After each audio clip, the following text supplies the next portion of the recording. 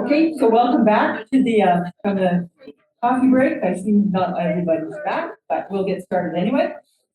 So our next speaker is Dr. Matthew Vavrek. He's an independent paleontological consultant working primarily in Alberta.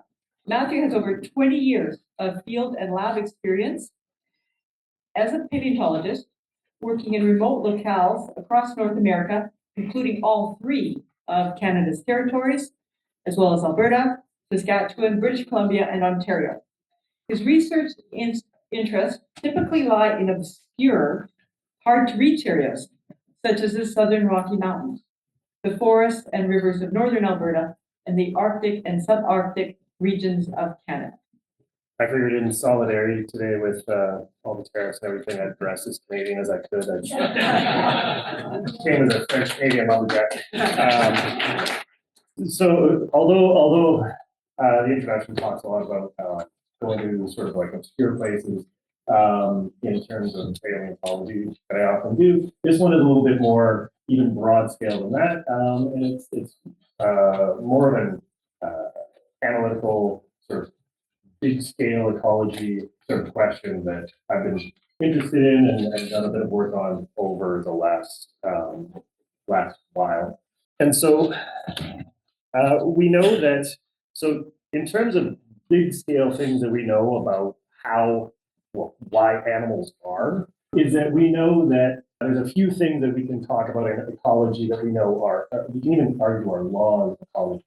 We know that as you increase the area of whatever of interest, sampling, you know that you are going to find more species that are present. And it doesn't matter what kind of species or anything like this, but there's this very strongly and well worked out, well established relationship between species and area, which, I mean, makes sense, right? The bigger the area, more things that you should be able to fit in.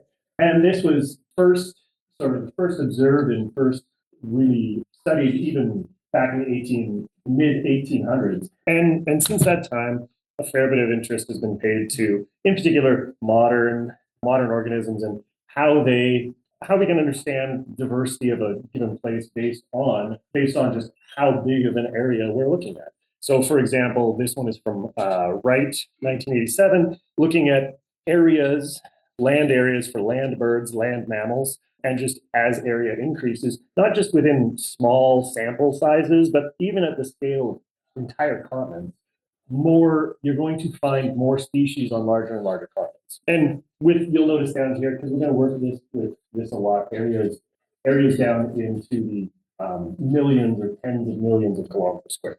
And as well, in terms of land area, there's this big thing with the number of species that we find within a given land area, but also with the size or the maximum body size of those animals that live within that. So if we look at, for example, on here, it's maximum body mass of mammals for a given area. As you increase the area in question, you are going to find larger and larger species.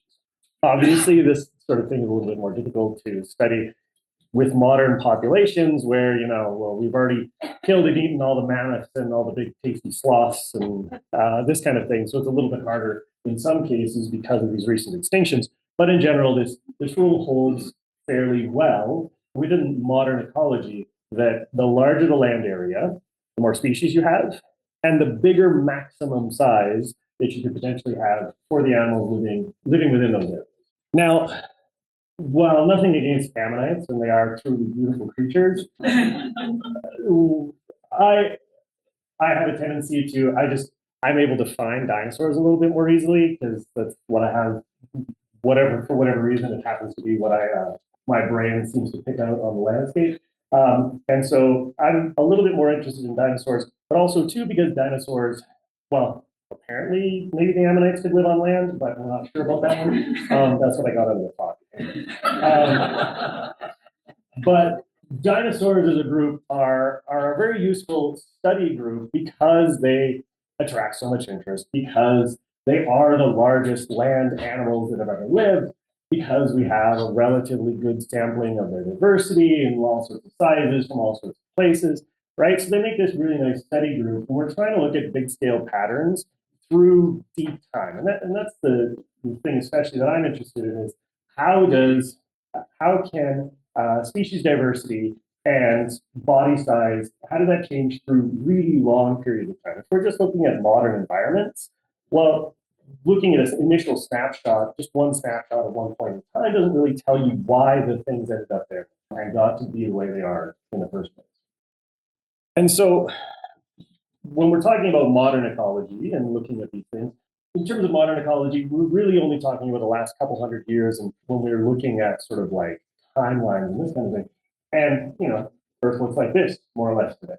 It might be a little bit more blue some of these places as sea level rises a little bit here and there. But we know that in the geologic timescales, we know that the Earth has gone through massive changes in terms of the number of continents and the sizes of those continents and arrangement of those continents over the last 250 million years. And in particular, because I'm talking about dinosaurs, I'm going to be mainly focused on, obviously, from the Triassic through to the end of the Cretaceous and sort of the changes in the landscape and the position in location and sizes of the land masses through that period of time.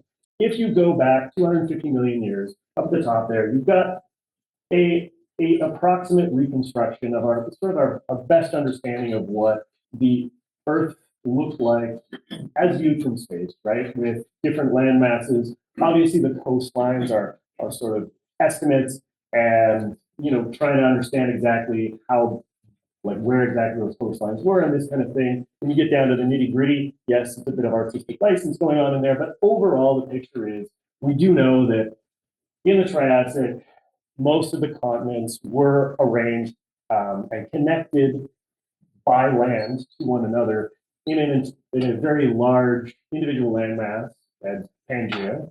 And through the Triassic, Jurassic, and Cretaceous, we see this ongoing fragmentation, as well as actually flooding of the land. We know that the total amount of land actually probably decreased from the beginning of the Triassic to, at the very least, sort of the warmest parts of not quite the end of the Cretaceous. So the overall amount of land changed, but also, as I said, the arrangement and position of the land masses changed quite a bit. I used the Atlas of Mesozoic and Cenozoic coastlines for a lot of the geographic data that I used for this study. Essentially taking the maps that they had on there, digitizing them. There's a lot of staring at a screen and clicking, and then realizing I clicked the wrong spot and having to delete the whole thing and then going back and clicking again. But using their maps, created a data set of the different land masses georeferenced through time. When you look at the actual data, once I took those individual land masses, did a bit of statistics on it, looking at, okay, what was the total terrestrial area through time? So we know, based on those maps, you can see that the total amount of land area sort of had an overall downward trend from, you've got the Triassic on the right-hand side there, the latest Cretaceous on the left-hand side, right? It's an overall trend going downwards. You've got a bit of a weird spike going up again at in the restriction, but overall, somewhat of a decrease in terms of the available land area to terrestrial organisms. As well, the number of individual land areas increased fairly substantially as you go through time. And in this case, what I'm talking about is the number of isolated areas greater than it's 5 times 10 to the 5, or really what that would be 500,000 square kilometers and stuff. So, we're not talking about sort of individual tiny little islands here. We're talking about fairly substantial land areas, things on the size of, Greenland, Australia sort of size, right? And land masses that are going to account for a fair bit of territory. And so through time, if you look at from the Triassic through the Cretaceous, the available land area decreased. However, the fragmentation of those land areas also increased. So you've got these kind of two opposing things. And what ends up happening is that through time, what you would expect is actually an increase. And generally what we do see is a bit of an increase in terms of overall diversity of species through time.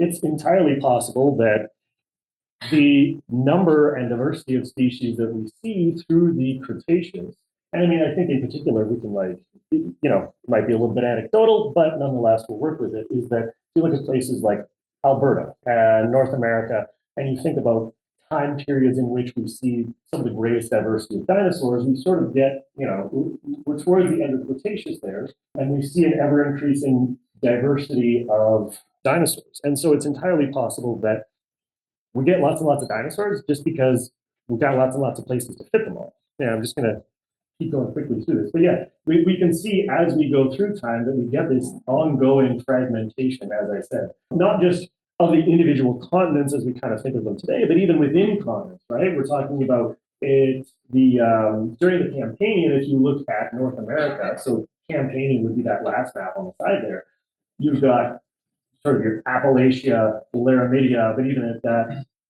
in terms of Eastern and Western North America respectively, right? But even at that, there could be increased fragmentation. You've got Africa has been split into two pieces. The overall fragmentation of Europe leading to potentially could be driving some of the increases that we see in terms of dinosaur diversity.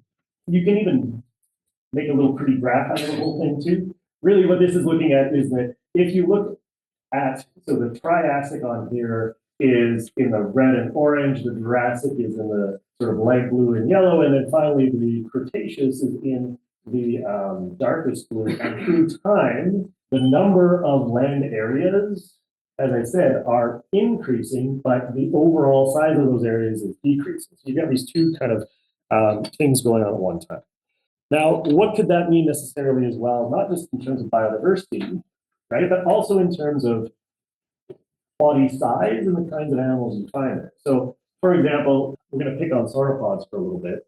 I mean, not a lot of sauropods in Alberta, but here's my fingers crossed. If I spend enough time up in the mountains looking around, maybe I'll stumble across one. At very least, what's the worst that happen? I go for a walk in the woods. Sauropods in general, right, are relatively large as a group. And we do know that the largest dinosaurs are sauropods. You get a few smaller little guys here. So I think number 10 is Europosaurus, and number 7 over there would be Magyarsaurus, these kind of dwarf sauropods that we get from places like Europe, Romania, Bulgaria, these kinds of places. The question would be, there has been this kind of question of why don't we have sauropods in Alberta? We got all of these other things, right? We've got this huge diversity of dinosaurs. We know that there were sauropods in North America for quite an extended period of time, right? All these things down in Wyoming, these giants living down in Wyoming. So why did they sort of just disappear? Well, one possible reason, and this is as I say possible, is that simply that sauropods were too big. If sauropods, for any variety of sort of environmental and sort of evolutionary reasons, if they are generally going to be bigger and maybe are not as well adapted to those sort of smaller niches, maybe are being excluded from places like North America during this time. So North America during the latest Cretaceous, particularly during the Campanian, was much smaller in terms of land area. And each of those overall land area, but even at that, each individual land area was quite a bit smaller than what you would have seen even during the Maastrichtian, which I would add, you do get sauropods back in North America during the Maastrichtian in terms of Alamosaurus. One of the reasons that this could have something to do with their intrinsic sort of what their reproductive strategies are. There's at least reasonable evidence to sort of show that hadrosaurs, ceratopsians, these other groups had a little bit more maternal care in terms of caring for their nests and this kind of thing, versus large sauropods. I don't know if it's appropriate to talk about pump and dump as an evolutionary strategy, but I feel like it's kind of appropriate in terms of sauropods from what we know would have laid lots and lots of eggs and then kind of left those eggs with little maternal care, right? And so potentially if you get too small, are you able to lay enough eggs to keep your population viable? There's a bit of a question of like, do we see this exclusion of these extremely large animals at this point in time because of simply land areas rather than any sort of other thing that's going on? And as I said, it's possible, although trying to, figure out some of this stuff is always it's always difficult when you're dealing with even dinosaurs, which are a fairly robust data set in terms of paleontology, are still very, very poorly sampled when you compare it to modern data. I think I'll end it there. And that was my 20 minutes, so thank you very much. Questions? The sauropod trackways in northeast British Columbia. So those are examples of sauropods in North America in the Cretaceous. Was there something different about the continents at the time that would have supported them?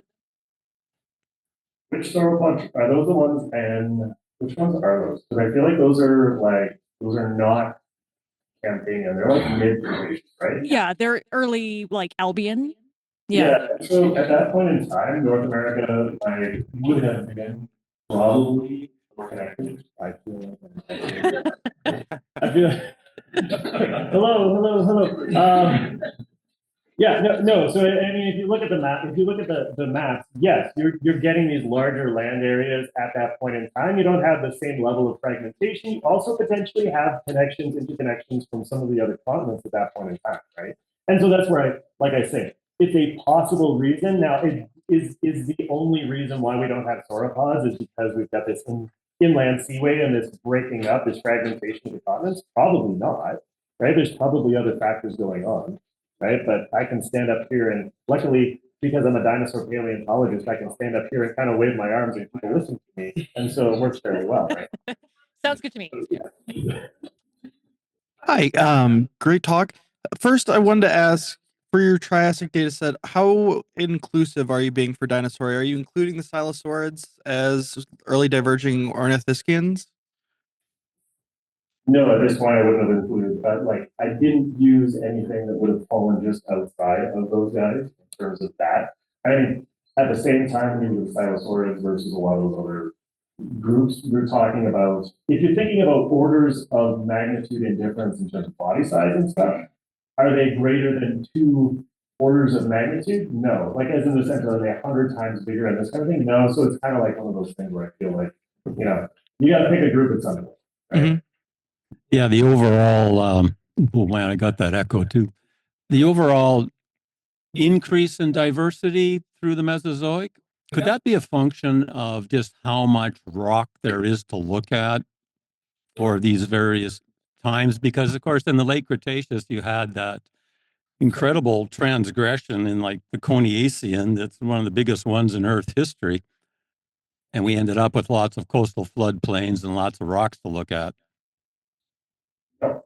Would be the answer to that one. No, try to disentangle, when you're trying to disentangle like different influences, right? And you're starting with, okay, is my sample set good?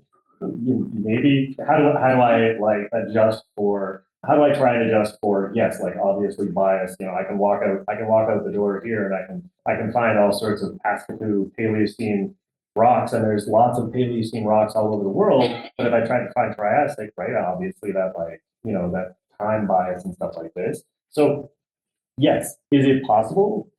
For sure. Trying to disentangle these kinds of things is always really difficult. And so in that sense, like, how do you, because even at that, I've seen different things where it's like, okay, well, if we calibrate if we sort of account for a sampling bias in this way, we still see an effect. Or if we account for sampling bias in this different way, each of which would be equally valid if you were looking at a data set in which you actually knew how much you were missing, or at least had a good idea of it, right? And still getting 2 different results.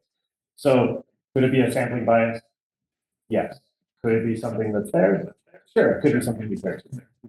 I think the wonderful example of something like that is mammoths on islands that kind of lasted past where most of them got knocked off. Maybe because people couldn't sail to islands as easily. I don't know. But if that one I can buy, but how large is large?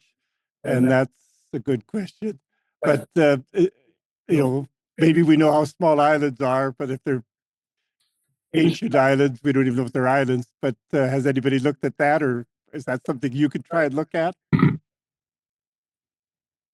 So there has been some work on, yes, there has been some work on trying to look at like older islands and this kind of in terms of things that we know a little bit more about with mammals. in general, yes, there is this like fairly good correlation, as I say, between body size and land area. Now, is it a direct correlation? Is it, it's a biological correlation. So of course you've always got that noise on either side of things, and trying to do anything with, yes, trying to understand like, okay, is it an island? Is it not an island? When we've got sea level rise over, if you think about Beringia, it's like, okay, well, you've got an entire land bridge that's now underwater. What was that? Correct me because I can't get my dates right, but what, 25,000 years ago? What, Chris? When's Beringia? It probably was a few times because we had a few glaciations.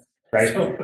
So, so yes, trying to take these things into account. Now, that being said, like, if you're looking at large scale patterns, then does the interconnection between these two different places for a limited period of time, is that going to necessarily like overwhelm all of the other signals? Probably not. If you look at the number of species that are shared between North and South America, you're talking about maybe 5%, maybe between in terms of mammal species, right? And there is most definitely, a land connection there. Trying to when you're looking at big scale patterns, it's kind of like, well, how much fuzz can I have in my data and try and do something with it? So, and I have no answer for that. I've seen science papers, like science and nature papers published with 3 data points when it comes to paleontological data. So I at least have more thoughts. So I can point to that. Thank you. Several decades ago, a friend who lived with our family had a pet alligator. And this alligator is kept in what was called, I think, a boiler tub, which is about 3 feet long. My mother and family's concern was what happens when this thing gets to be 8 feet long? And my friend said, as long as it's in this confined space, it won't grow. I don't know, is that true? And if so, it seems to relate to what you're saying about the larger the space the creature has, the larger it may grow. I feel like this is an experiment that somebody should be trying with. I mean, let's go find some chickens and throw them in some boxes, I guess. I don't know. In general, so I mean, yes. So it depends, but I mean, it depends on the species, right? Well, even more so, it depends on the group, right? Some species do have more determinate, some more indeterminate growth, and like when you think of certain fish species in particular, they will grow to a larger size if they're given the space, this kind of thing. But in general, most sort of like warm-blooded animals are not as constrained by the amount of space. And I mean, there again, you're talking about very much like the physical constraint on an individual level versus an environmental space for a given population or species. And so you're not exactly going to be working with like the same sort of restrictions and this, if that makes sense. I'd like to present Matthew with our t-shirt, as well as he got a 1-year APS membership.